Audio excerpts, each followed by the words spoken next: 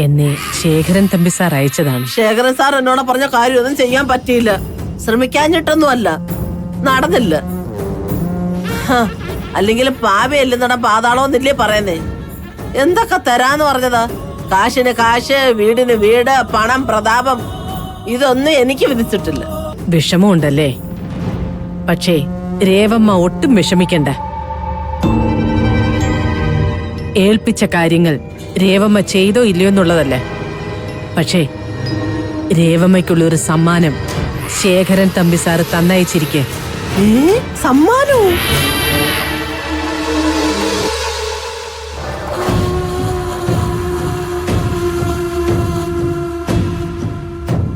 ഇത് വിലപിടിച്ചൊരു വൈരമോതിരവാ. ഇത് രേവമ്മയ്ക്ക് തരാൻ ശേഖരൻ തമ്പി സാറ് എന്റെ കയ്യിൽ ഏൽപ്പിച്ചതാ. എനിക്കോ? വെറുതെ പറഞ്ഞ മനുഷ്യനെ മോഹിപ്പിക്കല്ലേ. സത്യം, ഇത് രേവമ്മയ്ക്കുള്ളതാണ്. കൈനീട്ടു. അയ്യോ, എന്റെ അമ്മേ.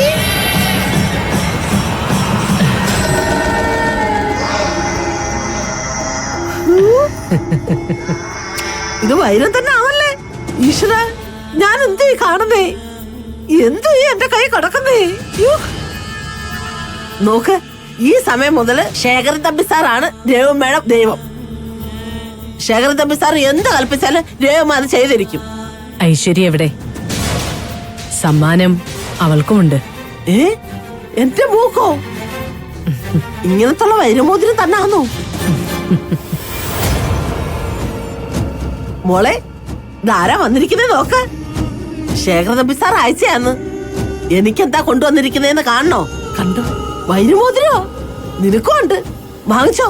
ഐശ്വര്യ, എന്തിനീ സമ്മാനം? എനിക്കെങ്ങും വേണ്ട.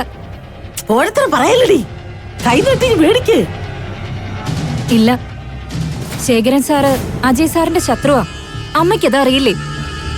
ഇതെന്തോ കൊരുക്ക. വേണ്ട, അമ്മ അതങ്ങ് തിരിച്ചു കൊടുത്തേക്ക്. ഓ പിന്നെ, ഇനി ഇതുപോലുള്ള സമ്മാനങ്ങളുമായി ആരെയും അയക്കണ്ടെന്ന് ശേഖരൻ തമ്പി സാറിനോട് പറഞ്ഞേക്ക്. ഇറങ്ങിപ്പോവാൻ.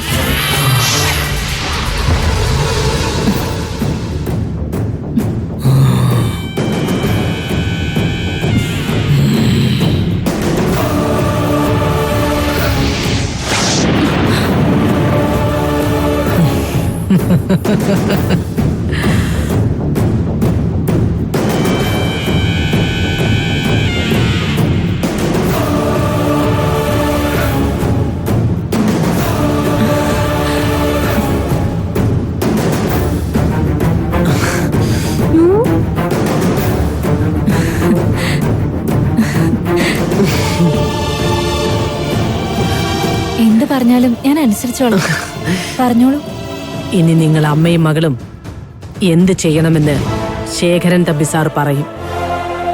അതനുസരിച്ചാ മതി. കേട്ടല്ലോ?